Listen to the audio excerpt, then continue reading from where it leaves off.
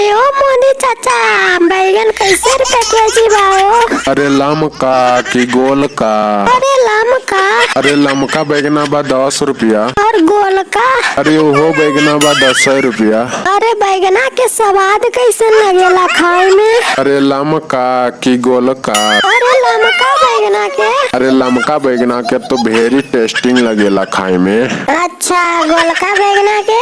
अरे ओहो बैगना भेरी टेस्टिंग लगेला खाए में। अरे बात मोदी जी, जब दोनों के टेस्टिंग एक लगेला तो गोलका लमका का करता रे?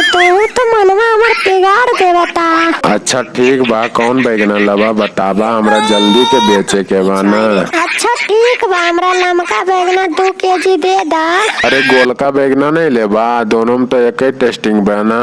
अरे हमरा गोलका बैगना में नहीं मजा आवता, हमरा बड़के बैगना दे दा लमके।